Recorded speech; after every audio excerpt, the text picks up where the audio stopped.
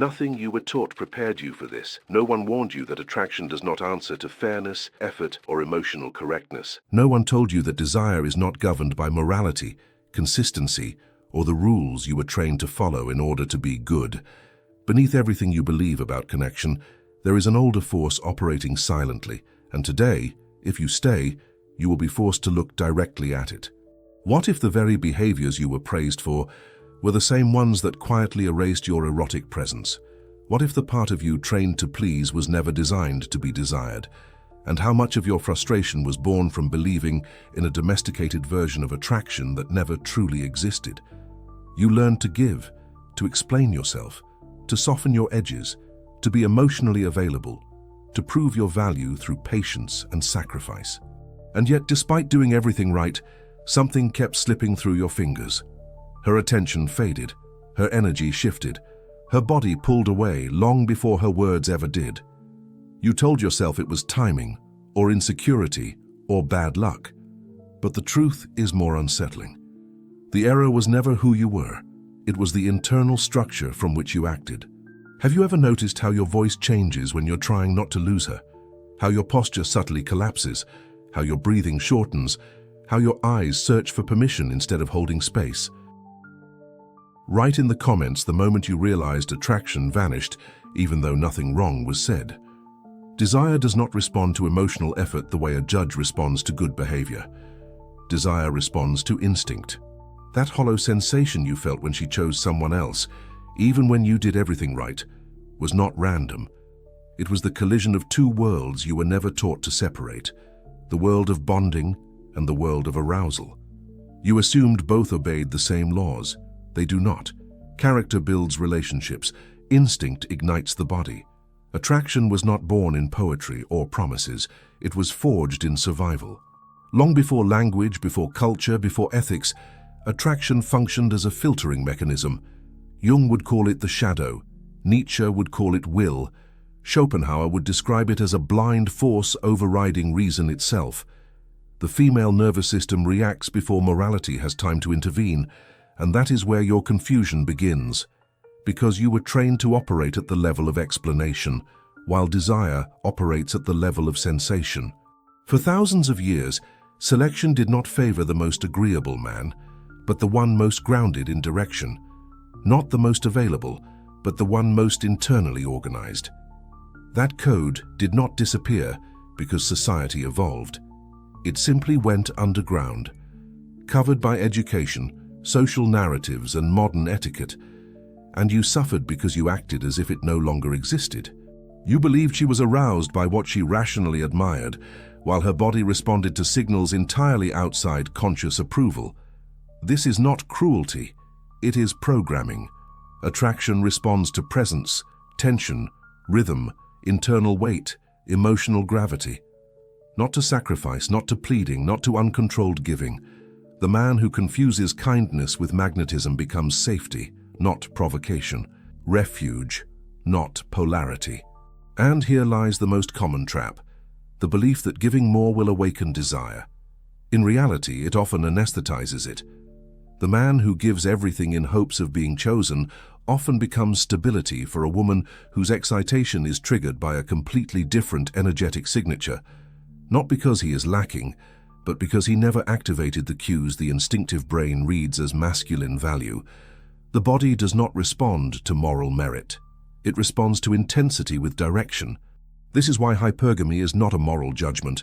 It is a selection mechanism, a biological compass oriented towards strength, trajectory, competence, and internal leadership. You do not need to agree with it. You need to understand it. Ignoring it does not weaken it. It only removes you from the game. Evolution does not demand that you pretend. It demands that you elevate. Status is not display, it is position.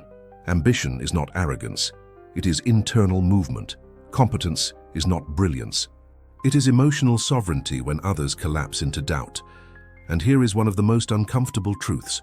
A woman can respect you, trust you, even admire you, and still not desire you. Because admiration does not automatically activate the nervous system. Affection does not always generate hunger. The unconscious responds to another layer of masculinity entirely, controlled risk, grounded unpredictability, the man who does not orbit her emotional state, but his own life.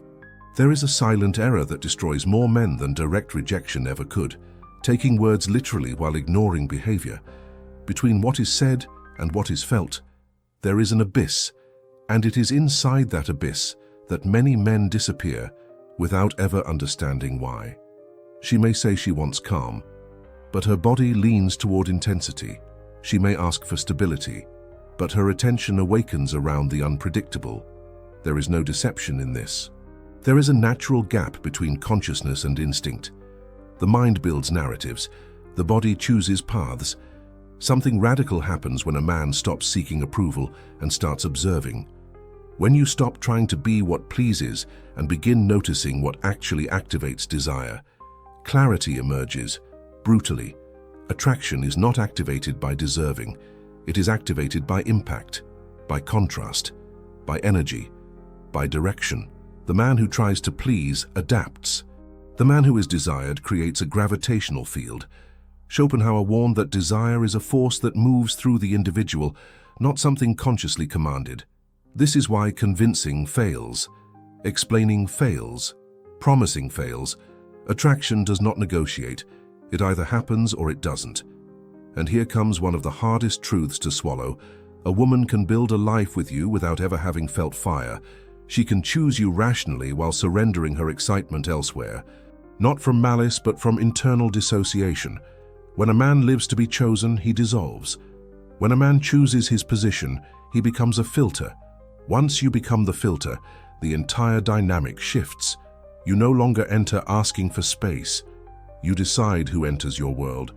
The rare integration looks like this: emotional availability without emotional dependence, firmness without hostility, confidence without predictability. Most men fail here by swinging to extremes, becoming either rigid chaos or soft convenience. Neither sustains desire. A woman does not desire the man who revolves around her. She desires the man around whom something revolves, a purpose, a direction, an internal axis. Fear is the most common disguise of desire: fear of loss, fear of rejection, fear of solitude. And it is precisely this fear that kills tension, the oxygen of attraction. The fearful man anticipates, over-explains, adapts prematurely, concedes before pressure is even applied. The centered man observes, decides, holds, and accepts consequences without pleading for relief. From this emerges respect, and from respect, lasting desire. Social psychology confirms this repeatedly. The man who maintains position under pressure communicates psychological strength, and strength, at the symbolic level, translates into value. Not through dominance, through solidity. The method is brutally simple and emotionally demanding. Define 3 non-negotiables: your time, your self-respect, and your purpose. Do not trade them for approval. Do not discount them for affection. Do not adjust them out of fear. Communicate them calmly, without drama, without threat, without pleading. When you do this, she stops reading you as refuge and starts experiencing you as presence. At this point, something shifts silently in the interaction field. You stop competing for attention. You start selecting. You stop over-explaining. You start acting. You stop chasing desire. You begin embodying one of its poles. The feminine shadow does not respond to comfort alone. It responds to intensity paired with control, movement with awareness, power without servitude. The man who integrates these qualities stops being a comfortable option and becomes a destabilizing presence. And that is where attraction ceases to be an idea and becomes visceral. There is one illusion that must die for any of this to make sense: the belief that desire is a reward for good behavior. It never was. Desire does not reward. Desire responds. For too long, attraction was explained to you like a moral contract. Do this, be this, give this, and you will be chosen. Biology does not sign contracts. The unconscious does not negotiate. The body does not reason. It reacts. The man who begs for attention communicates lack. The man who dissolves to please communicates emptiness. The man obsessed with outcome becomes enslaved by outcome, and nothing suffocates desire faster than emotional slavery. Desire requires 2 grounded forces facing each other, not one chasing the other. Everything reverses when you stop asking to be chosen and start choosing, when you abandon anxiety for coherence, when your time is no longer available to anyone, when your energy stops leaking without direction. Many men call love what is actually dependence. They call sacrifice what is fear. They call patience what is self-abandonment. And from that place they expect desire. But desire does not arise where a man betrays himself to avoid loss. The female nervous system reacts to one precise signal: stability with intensity. Not lukewarm safety, not chaotic aggression. Intensity under control, direction with calm, power without violence, presence without anxiety. The man who sustains this balance stops being read as emotional shelter and starts being perceived as force. And force that does not need to impose itself becomes magnetic. And if real power were not about controlling others, but about governing yourself when no one is watching, here the final layer begins to reveal itself. Once you understand that attraction does not awaken through correctness, but through coherence, the entire internal map begins to reorganize. The problem was never that you lacked value. It was that your value leaked through behaviors rooted in fear of losing, fear of not being enough, fear of being replaced. And fear, when it governs a man, is always visible, not in his words, but in his timing, his posture, his tone, his inability to hold silence without rushing to fill it. The body speaks long before language intervenes. A man whose nervous system is unstable communicates instability even while saying the right things. His energy oscillates, his presence fragments. He reacts instead of deciding, and the feminine nervous system is exquisitely sensitive to this. Not because it analyzes it, but because it feels it. This is where most men misunderstand power. They assume power is dominance, pressure, control over others, but real power is regulation, the capacity to remain grounded while emotion rises, to hold direction while tension increases, to stay rooted while uncertainty appears. The man who can do this does not need to convince. His presence already answers the question. Neuroscience quietly confirms what instinct has always known. Attraction is regulated at the level of arousal, not logic. The limbic system reacts to signals of safety and strength simultaneously. Too much safety without intensity produces numbness. Too much intensity without safety produces anxiety. Desire emerges only when both coexist. This is why extremes fail.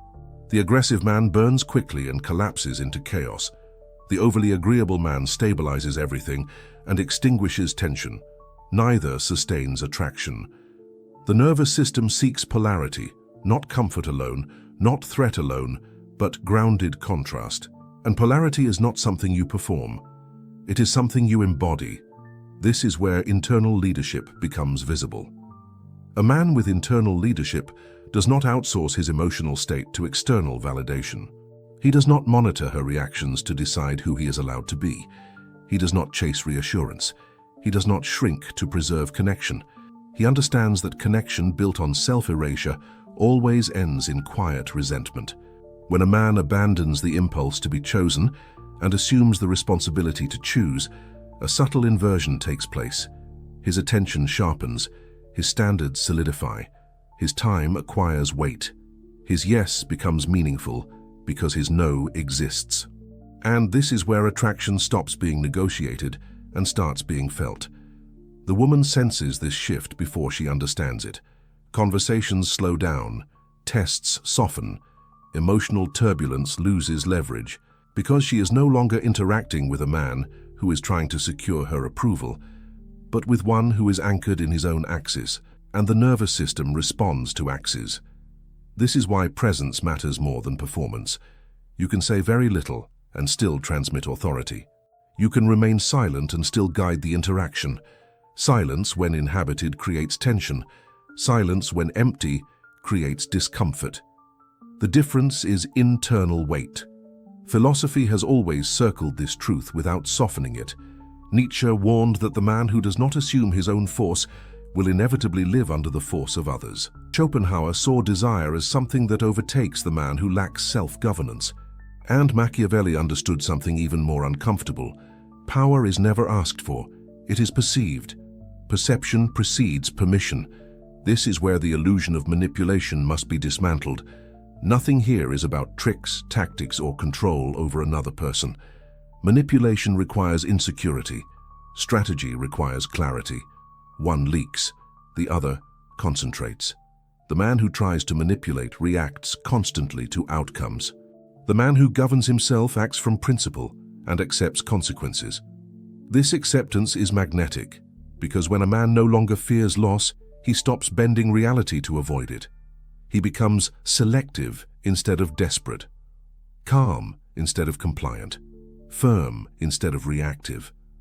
And firmness, when free of aggression, is read as safety with strength. Here lies the real secret behind what has been labeled dark attraction. It is not cruelty. It is not coldness. It is not emotional absence.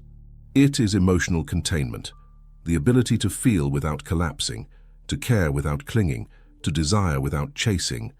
The feminine unconscious does not respond to a man who needs to be wanted. It responds to a man who wants and can walk away if alignment is lost. Not as punishment, as coherence. This is where internal control replaces emotional bargaining. You stop explaining your value, you start living it. You stop negotiating boundaries, you embody them. You stop trying to be understood. You focus on being internally aligned. And alignment changes everything. Your body slows down, your voice drops naturally, your eye contact stabilizes, your movements become economical. Nothing is forced. Everything is integrated. This is why the final transformation is not external. It is internal governance. The man who governs himself no longer needs to dominate anyone else. He does not seek superiority. He emanates solidity. He does not chase desire. He becomes one of its reference points. And here the payoff becomes unavoidable. The hidden mechanism behind female attraction is not manipulation, not morality, not performance. It is emotional self-mastery combined with direction, presence rooted in purpose, intensity regulated by control, strength that does not need permission to exist. When you operate from this center, attraction stops being something you pursue and becomes something you allow. You stop being pulled into emotional turbulence. You stop over-investing. You stop explaining yourself into invisibility. You receive instead of request. You decide instead of wait. You lead instead of react. This is the identity shift that closes the loop.